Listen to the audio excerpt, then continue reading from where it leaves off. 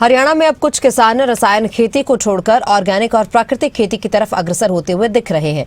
कुरुक्षेत्र के 2 किसान भाइयों ने ऑर्गेनिक तरीके से किचन गार्डन में 8 किलो की शलगम उगाकर कमाल किया, क्योंकि पत्तों समेत 15 किलो वजन था। वहीं वजन वाली शलगम देखकर हर कोई हैरान है।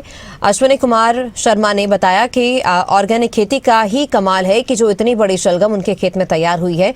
उन्होंने कहा कि इसमें पानी की लागत भी बहुत कम होती है। हालांकि जब उनके खेत में ये लगी हुई थी तब उन्होंने ये नहीं सोचा था कि इसका इतना वजन होगा, लेकिन जब उन्होंने इसको अपने खेत से उखाड़कर गांव में जाकर इसका वजन किया तो वो हर कोई जो है इन शलगमों को देखकर हैरान रह गया।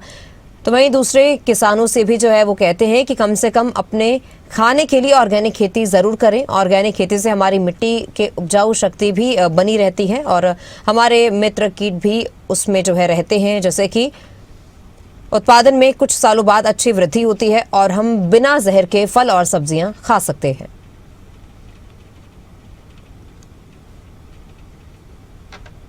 वैरायटी तो सिंपल नॉर्मल है। ऊपर ये जो हमारा खेत है ना, जितना भी इसमें एरिया है वो सारा ऑर्गेनिक में है।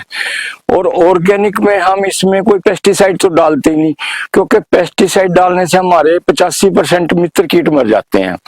तो जो इसमें हमारे मित्र कीट एक्चुअल में रहते हैं, जो उसको वैसे अगर कोई जरूरत पड़ती है तो मेरे पास नीमास्त्र है, उसका प्रयोग कर लेते हैं, या गौमूत्र का। और इसमें लगभग 15-20 साल से इस खेत में हम ऑर्गेनिक ही करते हैं। ये 9 तारीख को मैंने उखाड़ा था, आज 17 हो गई है। उस टाइम में इसका 8 किलो वेट सलगम का था और 7 किलो से ऊपर के पत्ते थे। लगभग 15 किलो इसका सलगम का पत्ते समेत वेट था। तो अब तो इसका आज काफी 1 किलो के करीब वेट लॉस हो गया।